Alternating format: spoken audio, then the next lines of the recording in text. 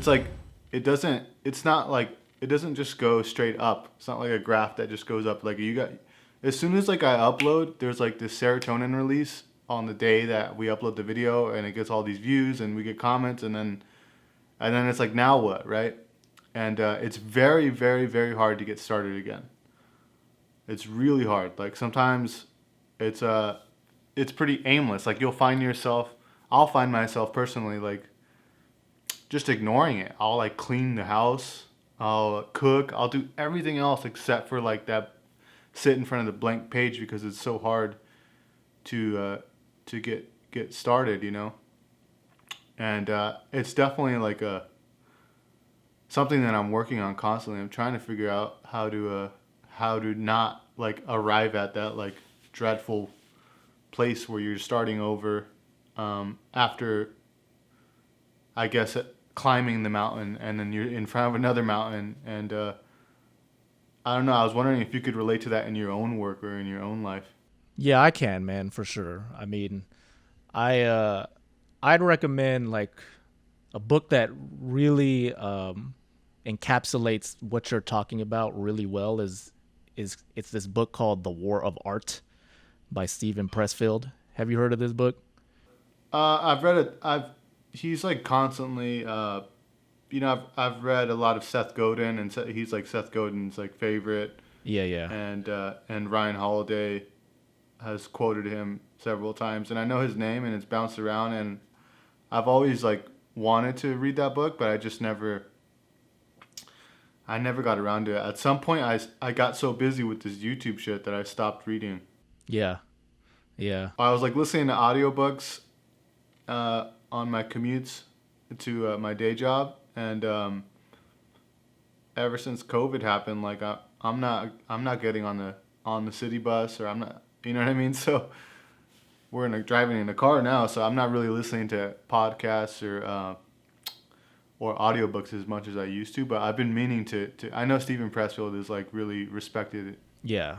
but He's the guy who wrote like The Legend of Bagger Vance, which got turned into a movie. There was another thing he wrote also, I think, that got optioned into a movie. I'm not sure. But I mean, he talks about this concept of the resistance, which it is exactly what you're discussing with the creative process, where you kind of just do everything except the work itself because you're afraid of, or your ego or something is afraid of not being able to create something that's worthy of attention, I guess.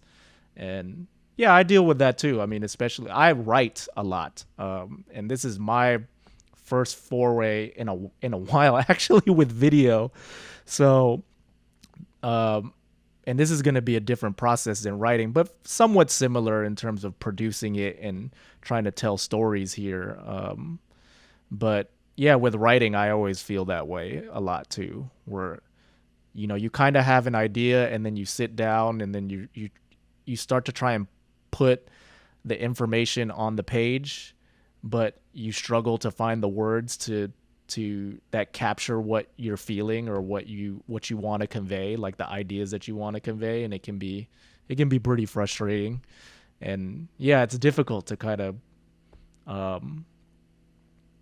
to start over and over again. But I think once you realize that you need to accept that as part of the process and understand that you're just going to feel that way, it doesn't make it any less challenging. But it makes it, I think, a little bit more bearable of a process, I guess. right, right. You know, it's funny. I was just talking to my friend who's also a creative person. He's a musician, and we both love to listen to Gary Vaynerchuk. And I was listening to an interview with Gary, and they asked him. I forgot. It was about wasting time, right? And they told him. They asked him like, I think they asked him like, do you feel like you wasted your time as a Jets fan or something like that, as a big New York Jets fan, because you know the New York Jets suck, and he was like, no, like I don't see anything in my life, any minute of my life, as a waste of time. Like he said like every minute just goes into different buckets. Like some is escapism, some is like working on myself, some is work, some is this, some is that. And when I listen, that really helped me actually. And I've been trying to implement that into my own thought process, like because what happens to me is like you're saying, right? You got to accept that part as part of the process. You got to accept the resistance as part of the creative process, right? So now, for me, like when I start over or something, or when I'm about to write a script, and I'm sitting in front of the blank page, and I don't do it, like I can forgive myself for escaping a little bit, or for trying to do something else, and not think to myself. The problem with me is like if I don't, like, okay, let's say like today I'm gonna write the script, and then tomorrow I'm gonna film it, and then after that I'm gonna edit it, and then after that I'm gonna do the thumbnail.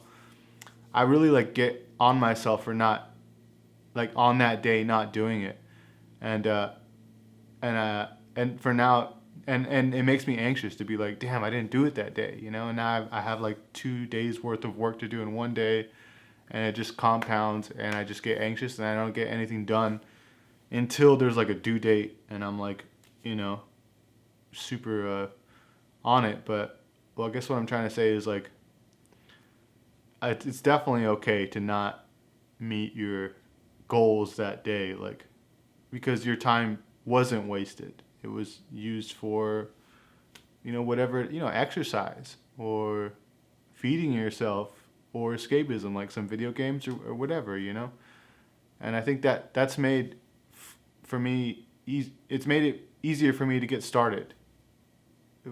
There's no like, there's no self guilt. There's no guilt in not getting started on your book or whatever it is you're writing, or your script or whatever. There's no like, damn man, I should have started, man. I shouldn't have wasted all this time. It's more of just like, well, your time went here, and that's fine, and it makes your mind a little lighter when you go into the process and you actually start writing. If that makes any sense.